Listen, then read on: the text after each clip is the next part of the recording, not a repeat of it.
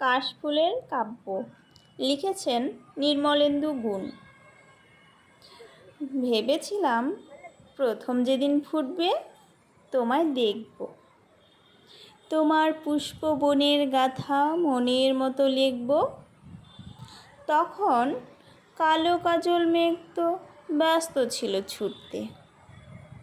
ভেবেছিলাম আরও কদিন যাবে তোমার ফুটতে। সবে তো এই বর্ষা গেল, শরৎ এলো মাত্র। এরই মধ্যে শুভ্র কাশে ভরল তোমার গাত্র। ক্ষেতের আলে, নদীর কূলে, পুকুরের ওই পাড়টায় হঠাৎ দেখি কাশ ফুটেছে বাঁশবনের ওই ধারটায়। আকাশ থাকি মুখ নামিয়ে মাটির দিকে নুয়ে দেখি ভোরের বাতাসে কাশ দুলছে মাটি ছুঁয়ে। কিন্তু কখন ফুটেছে তা কেউ পারে না বলতে। সবাই শুধু থমকে দাঁড়ায় গায়ের পথে চলতে।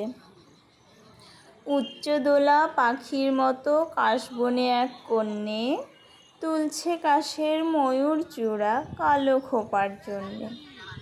শরৎরানী যেন কাশের বোরখাখানি খুলে কাশবনের ওই আড়াল থেকে নাচছে দুলে দুলে। প্রথম কবে ফুটেছে কাশ সেই শুধুরা জানে, তাই তো সেটা সবার আগে খোপায় বেঁধে আনে। ইচ্ছে করে ডেকে বলি, ওগো কাশের মেয়ে, আজকে আমার চোখ জুড়ালো তোমার দেখা পেয়ে।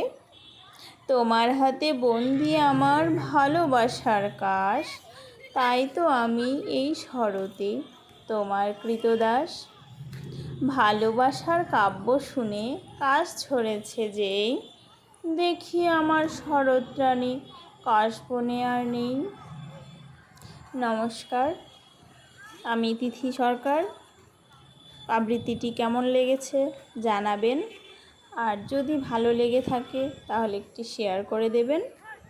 ওকে, থ্যাংক ইউ ফর ওয়াচিং।